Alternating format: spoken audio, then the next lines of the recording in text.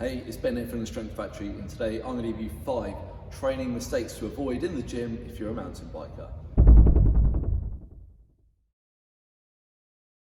Training mistake number 1 then is you're always changing programs and never sticking to one for long enough to see any results. You see this all the time, not just with the mountain bikers, but with all sorts of people in the gym, and every 5 minutes they're bored and they get a new program from Instagram or YouTube or their mate or whatever, and they're always changing, and guess what? They never get any results. If you really want to see results from a program and actually know if it works, then you need to stick with it for 8 or 12 weeks or possibly even longer. At the end of that, you are then going to see some results from your hard work, and then you can evaluate what's been good, what you need to work on, and then you can build on that program from there. Or if you really think it hasn't worked, you can change it up and try something else. Mistake number 2 is that you're always training on 2 legs. Yes, squats are great, deadlifts are great, all of that stuff is amazing. However, life is a single leg sport, and so is mountain biking. So we need to spend more time training on a single leg.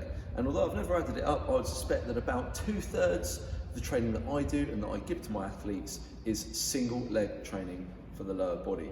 When we train on a single leg, we improve your balance, as well as working on all the stabilizing muscles around the lower leg, knee, hip, and the core. So make sure you do more training on a single leg to complement the work you do on 2. Mistake number 3 is that you're doing bodybuilding style workouts where maybe you're doing a split where you've got a leg day and you've got like a chest and tricep day, bicep and back day. And that's all good if you just want to look good on the beach, but it's not great if you actually want to ride your bike. Because if you do a super intense leg day, then you are not doing any decent riding. You're barely even managing to walk up and down stairs because the soreness is going to be so harsh. Same goes for the upper body. So what I would suggest you do instead of a bodybuilding split like that is that you do full body sessions 2 to 3 times a week, depending on the time of year and your riding schedule, and that way you can make progress. Yes, you might still be a bit sore sometimes, but you're always going to be fresh enough to really enjoy riding your bike and to get the most out of that as well. This video is sponsored by the Complete Mountain Bike Program. If you're listening to these gym mistakes and you're thinking, that's me, oh my goodness, I'm getting it all wrong, I need some help, then guess what? I've got the solution for you with the Complete Mountain Bike Program, because as the name suggests, it's going to give you everything that you need.